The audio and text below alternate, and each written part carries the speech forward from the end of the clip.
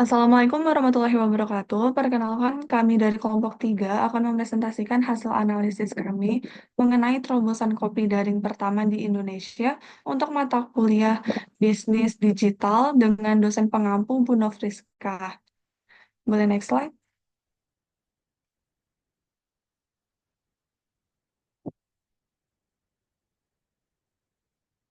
Anggota kami kelompok 3 beranggotakan dengan Adrian Stephen Haryanto, Aisyah Hairani, Haidelvia Firlinda, Iga Triwanda, Johanda Ratam, dan Puan Maharani. Boleh next slide?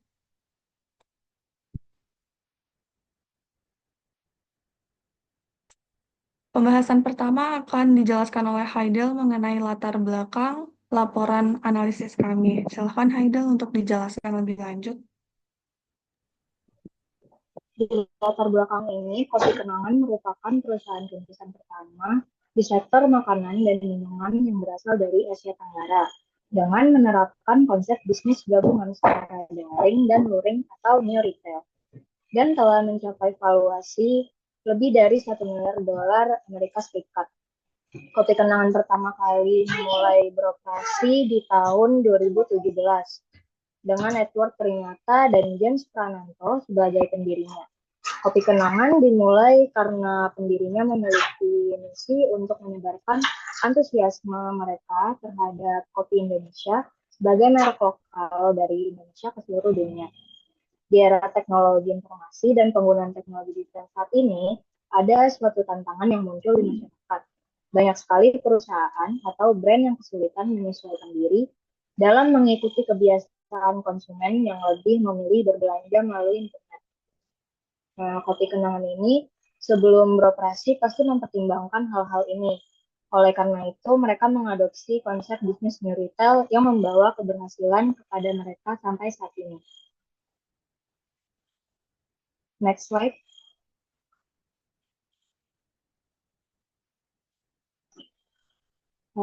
Company profile itu, Kopi Kenangan merupakan sebuah perusahaan startup pertama di sektor F&B, terutama perusahaan startup kopi yang menggunakan konsep new retail dalam berbisnis.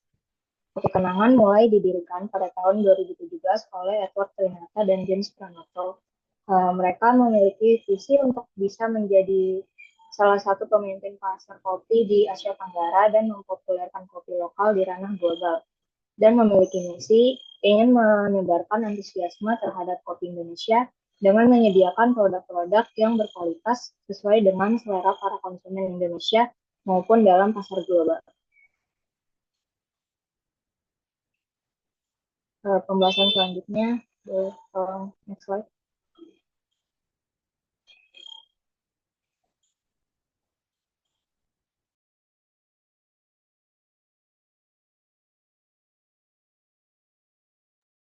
Selanjutnya kita akan membahas tentang implementasi of digital brand, yaitu dalam era digital yang telah berkembang pesat, segala aspek kehidupan kini sudah melalui digital. Salah satu aspek kehidupan yang kini ikut terdigitalisasi adalah bisnis. Di Indonesia, Kopi Kenangan adalah salah satu dari banyaknya brand kopi lokal yang dapat memanfaatkan platform digital untuk memperluas target pelanggan dan menciptakan pengalaman yang terbaik untuk pelanggan. Sejalan dengan berkembangnya teknologi, pemasaran digital perlu diimplementasikan untuk membangun hubungan yang baik dengan pelanggan, meningkatkan kesadaran masyarakat mengenai brand, serta mempermudah pelanggan dalam mendapatkan produk pada pembahasan ini, kami akan mengulas lebih dalam mengenai implementasi kopi kenangan terhadap teknologi digital, mulai dari penggunaan aplikasi yang mempermudah proses pembelian, penggunaan aplikasi media sosial untuk sarana promosi, serta pemasaran digital pada aplikasi food delivery. Boleh next slide?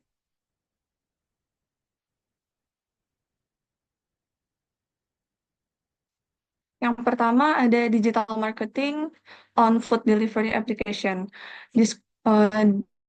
Industri bisnis yang kini ikut berkembang adalah industri makanan dan minuman. Hadirnya layanan food delivery kini mempermudah pelanggan untuk memesan makanan tanpa perlu datang secara langsung ke toko fisik penjual.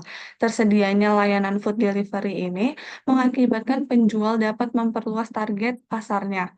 GoFood, ShopeeFood, dan GoFood adalah contoh food delivery yang kini banyak digunakan oleh masyarakat Indonesia. Kopi Kenangan adalah salah satu kopi lokal yang kini sudah sukses menerapkan pemasaran digital melalui layanan food delivery. Hal ini terbukti dengan bergabungnya Kopi Kenangan dengan banyak layanan food delivery. Untuk preferensi pelanggan yang memesan kopi kenangan melalui aplikasi food delivery ini, mereka membutuhkan kepraktisan, kenyamanan, dan kemudahan dalam mengakses dan memesan kopi kenangan tanpa meninggalkan aktivitas yang sedang dikerjakannya. Mayoritas pelanggan yang memesan kopi kenangan dengan menggunakan layanan food delivery adalah kalangan profesional muda dan mahasiswa yang memiliki kegiatan dengan kesibukan yang padat. Waktu pemesanan biasanya berfokus pada pagi hari, siang hari, dan sore hari untuk menambah semangat beraktivitas. Layanan food delivery ini seringkali menawarkan promo dan diskon yang dapat digunakan oleh pelanggan. Tidak hanya itu, layanan layanan food delivery juga memberikan penawaran menarik yang biasanya hanya dapat digunakan pada layanannya saja. Salah satu promo yang dapat dipakai oleh pelanggan pada layanan food delivery adalah potongan harga kirim atau juga cashback yang dapat diberikan jika menggunakan pembayaran tertentu. Kopi Kenangan juga menyajikan menu hemat pada layanan food delivery, sehingga pelanggan mendapatkan harga lebih murah dibandingkan membeli langsung pada toko. Tingkat kepuasan pela- Tingkat kepuasan layanan pelanggan terhadap layanan food delivery Kopi Kenangan juga cukup tinggi, bisa dilihat pada gambar dari GoFood, ulasan dan rating yang diberikan menunjukkan lebih dari 10.000 orang memberikan ulasan puasnya. Boleh next slide?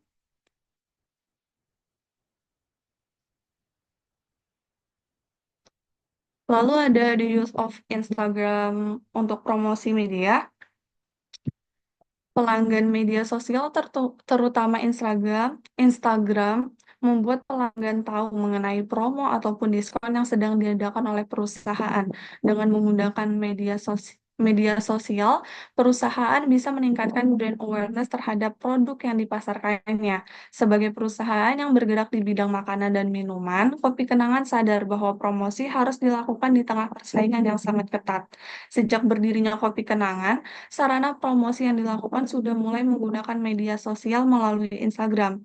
Melalui Instagram, Kopi Kenangan dapat membagikan konten menarik seperti foto, tampilan produk yang menarik, informasi mengenai promo, informasi mengenai produk terbaru, serta informasi mengenai acara yang diadakan oleh Kopi Kenangan itu sendiri.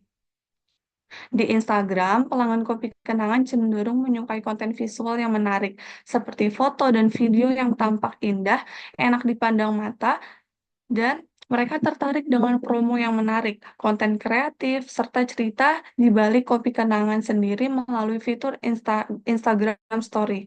Oleh karena itu, tampilan Instagram pada Kopi Kenangan dapat mengajak pelanggan untuk mengetahui lebih lanjut mengenai Kopi Kenangan itu sendiri.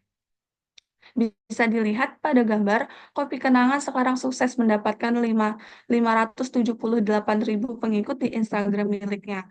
Kini Kopi Kenangan tengah berkolaborasi dengan One Piece dan Tahi Lalat.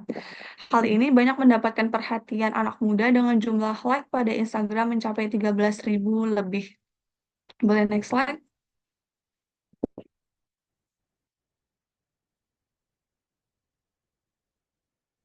Oke, untuk selanjutnya ada Kenangan Cafe application that simplifies the purchasing process atau aplikasi Kopi Kenangan yang mempermudah proses pembelian.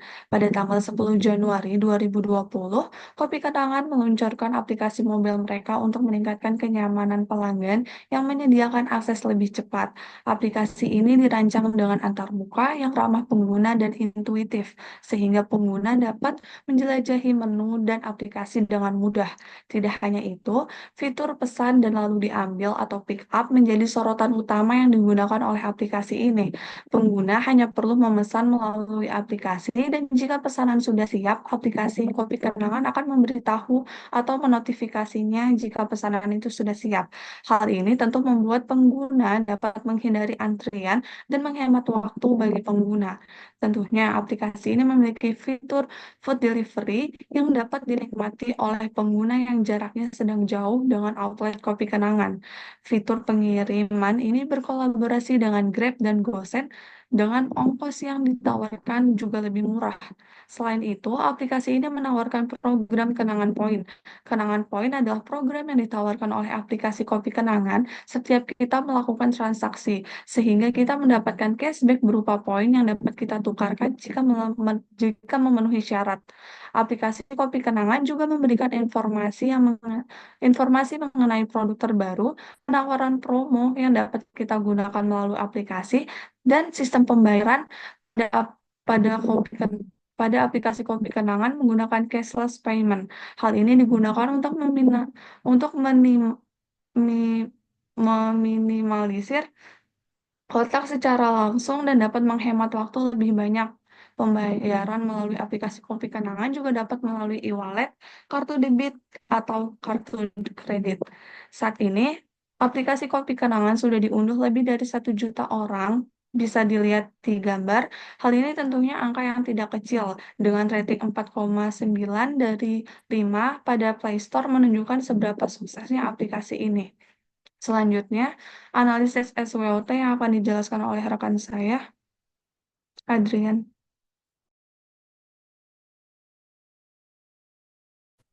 Oke, jadi selanjutnya di sini ada analisis SWOT untuk implementasi digital brand dari kopi kenangan. Jadi analisis SWOT ini merupakan analisis yang dilakukan dengan membahas 4 poin utama, yaitu strengths atau kekuatan, weakness atau kelemahan, opportunities atau kesempatan, dan threats atau ancaman.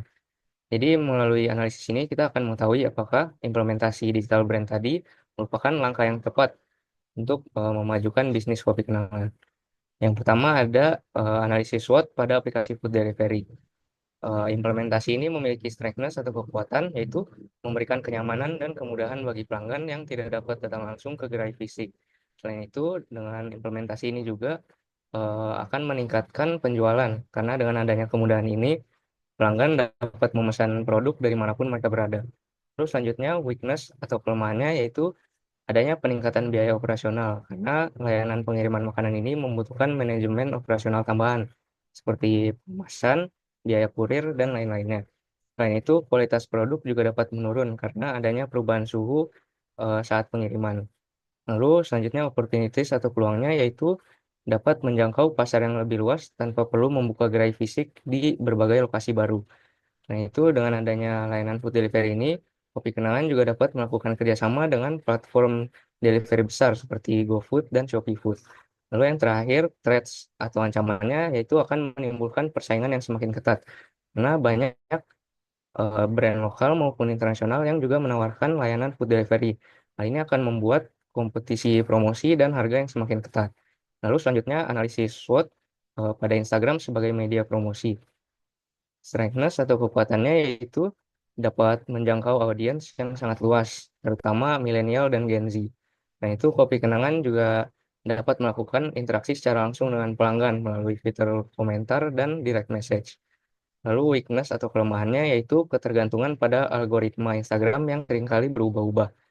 Hal ini dapat merugikan Kopi Kenangan karena postingan yang diunggah oleh Kopi Kenangan bisa saja tidak sampai kepada para pengikutnya. Lalu selanjutnya opportunities atau peluangnya, yaitu promosi menggunakan Instagram ini dapat dapat juga menjangkau audiens internasional, sehingga Kopi Kenangan dapat lebih dikenal di mancanegara. Nah, itu Kopi Kenangan juga bisa melakukan kolaborasi dengan influencer Instagram untuk melakukan promosinya. Lalu selanjutnya threats atau ancamannya, yaitu persaingan yang sangat kompetitif, karena banyaknya perusahaan yang juga menggunakan platform media sosial Instagram untuk melakukan promosi produknya. Lalu selanjutnya yang terakhir, analisis SWOT pada aplikasi Kopi Kenangan. Yang pertama, strengths atau kekuatannya yaitu memungkinkan Kopi Kenangan untuk mengumpulkan data pelanggan seperti preferensi pemesanan dan pola pembelian. Data tersebut dapat digunakan untuk personalisasi penawaran, terhadap pelanggan yang tentunya akan meningkatkan kenyamanan dan pengalaman pembelian. Selain itu, Kopi Kenangan juga dapat mengumumkan promo dan menu terbaru melalui notifikasi pada aplikasinya. Lalu selanjutnya weakness atau kelemahannya yaitu masalah teknis seperti bug dan gangguan performa yang dapat mengganggu pengalaman pengguna. Nah, itu aplikasi ini tentu saja juga membutuhkan biaya untuk pengembangan dan pemeliharaannya agar aplikasi tetap dapat berjalan optimal pada seluruh device pengguna. Lalu selanjutnya opportunity atau peluangnya yaitu pengembangan fitur yang lebih inovatif seperti pre-order dan pick up sehingga pelanggan dapat melakukan pemesanan tanpa antri. Lalu yang terakhir, threats atau ancamannya adanya kekhawatiran terhadap privasi pelanggan dan kebocoran data yang dapat membahayakan serta merusak reputasi dari Kopi Kenangan. Lalu materi selanjutnya akan dijelaskan oleh rekan saya. Oke, selanjutnya saya akan menjelaskan kinerja brand dari Kopi Kenangan. Di sini ada grafik distribusi persentase transaksi Kopi Kenangan. Nah, pada transaksi ini dibagi menjadi 3. Ada transaksi digital, transaksi offline walk-in, dan transaksi food aggregator. Yang pertama saya akan menjelaskan dari persentase penjualan digital. Penjualan digital ini terjadi melalui platform digital dari Kopi Kenangan, yaitu aplikasi mobile, Kopi Kenangan, dan situs web mereka. Bisa dilihat pada Q421 menunjukkan bahwa hampir sepertiga transaksi Kopi Kenangan dilakukan melalui platform digital pada akhir tahun 2021. Selanjutnya, pada Q323, persentase penjualan digital mengalami kenaikan, di mana penjualan digital melampaui transaksi food aggregator dan menjadi saluran transaksi yang dominan pada kuartal terakhir. Peningkatan presentasi tersebut dapat menjadi acuan untuk perusahaan Kopi Kenangan untuk fokus mengembangkan transaksi melalui platform digital mereka. Nah, selanjutnya ada persentase penjualan offline walk-in. Transaksi offline walk-in ini merupakan kegiatan transaksi yang dilakukan oleh pelanggan melalui gerai kopi secara langsung tanpa melibatkan agregator atau platform digital. Bisa dilihat pada Q323, persentase offline walk-in mulai mengalami penurunan. Kemungkinan hal tersebut terjadi karena meningkatnya transaksi secara digital. Karena kepraktisan dan layanan yang disediakan dari transaksi digital membuat pelanggan lebih tertarik memesan secara digital. Selanjutnya, transaksi food aggregator. Food aggregator merupakan layanan pihak ketiga seperti GoFood, GrabFood, atau Shopee Food. Bisa dilihat pada Q421, food aggregator merupakan saluran yang paling mendominasi dibanding saluran lain dengan persentase 37,51%. Namun, saluran ini mengalami penurunan drastis pada kuartal-kuartal selanjutnya. Pada Q124, persentase food aggregator mencapai titik terendah yaitu 15,72%. Penurunan drastis pada persentase food aggregator dapat disebabkan oleh 2 faktor, yaitu pergantian strategi dari Kopi Kenangan yang fokus dalam menekankan penggunaan aplikasi mereka yang memungkinkan perusahaan menawarkan promo dan diskon lebih menarik dibanding food aggregator dan mengurangi ketergantungan pada aplikasi pihak ketiga. Tren keseluruhan membuktikan bahwa preferensi pelanggan yang berubah seiring dengan digitalisasi yang meningkat pesat. Pelanggan lebih memilih memesan melalui platform digital dibanding melalui transaksi food aggregator dan transaksi offline walk-in. Materi selanjutnya bisa dijelaskan oleh rekan saya. Oke, jadi selanjutnya untuk mendukung program keberlanjutan, Kenangan Brands mengadakan beberapa kampanye pilar utama yang mendukung berbagai faktor lingkungan, seperti sosial, tata kelola, ESG, environment, social, and governance. Di antaranya yaitu yang pertama adalah Happy People. Kenangan Brands juga menargetkan kampanye kesetaraan gender di tahun 2030 dengan tujuan perusahaan dapat merealisasikan 50% karyawan wanita dan pria agar setara, baik di level manajemen maupun level operasional. Yang kedua ada Protect Our Planet. Selaras dengan namanya, pilar ini memiliki tujuan utama yaitu upaya untuk melindungi lingkungan dengan cara mencegah dan mengatur keefektifan penggunaan energi dan emisi, ditambah dengan mencegah seluruh limbah operasional kenangan brands yang nantinya akan berakhir di tempat pembuangan sampah atau TPA. Yang ketiga ada Strong Communities. Selain memfokuskan di ranah internal, yang dilakukan kenangan brands juga mengambil peran dengan kontribusi dengan komunitas sekitar agar memperkuat hubungan satu sama lain. Kenangan brands melakukan penyuluhan supplier lokal dengan pemberian berbagai bantuan infrastruktur maupun bantuan akademis, keterampilan, dan serta mengajak masyarakat untuk mengikuti berbagai kampanye sosial dengan bagaimana membuang sampah yang baik, khususnya sampah plastik. Selanjutnya akan dijelaskan oleh rekan saya.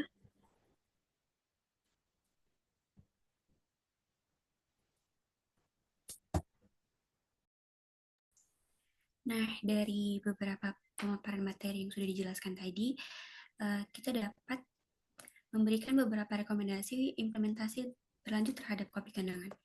Yang pertama adalah penguatan layanan digital, yaitu pengembangan aplikasi seluler dengan fitur tambahan seperti pre-order dan lebih banyak program loyalitas. Dan hal ini dapat meningkatkan kenyamanan pelanggan dan memberikan alasan bagi mereka untuk terus menggunakan platform kopi kenangan dibandingkan aplikasi pihak ketiga. Yang kedua itu ada inovasi dan pengiriman. Mengingat tantangan dalam menjaga kualitas saat pengiriman, kopi kenangan dapat berinovasi dengan solusi kemasan yang lebih baik untuk menjaga suhu dan kualitas produk. Yang ketiga itu ada ekspansi pasar nasional, yaitu kopi kenangan dapat mulai merencanakan ekspansi internasional dengan tetap memanfaatkan digitalisasi, terutama melalui kolaborasi dengan platform lokal di negara-negara target. Yang keempat adalah sustainable, yaitu mengimplementasikan strategi berkelanjutan secara lebih nyata seperti target pengurangan penggunaan energi dan emisi CO2 sesuai dengan rencana perusahaan menuju 2030. Yang kelima adalah kolaborasi lebih intensif, yaitu melanjutkan kolaborasi dengan influencer atau brand lain untuk meningkatkan daya tarik di kalangan pelanggan muda, terutama melalui sosial media seperti Instagram yang telah terbukti efektif dalam promosinya. Selanjutnya, slide selanjutnya.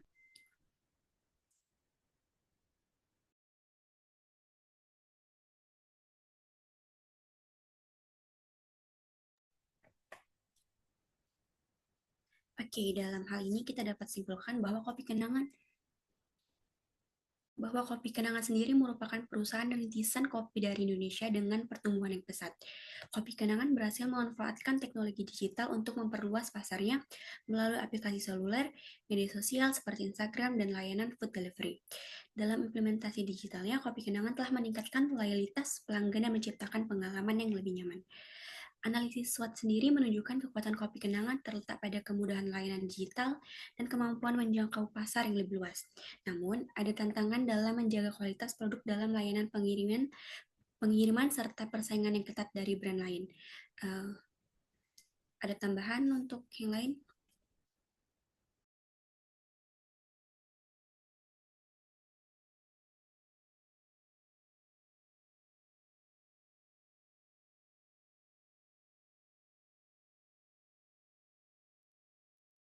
Cukup sekian dari kelompok kami. Kurang lebihnya kami mohon maaf. Saya harap dengan presentasi yang sudah dipaparkan oleh kelompok kami, pemahaman mengenai implementasi digital pada Kopi Kenangan dapat diketahui oleh teman-teman sekalian. Jika ada pertanyaan, boleh menghubungi kami melalui WhatsApp ataupun bertanya secara langsung.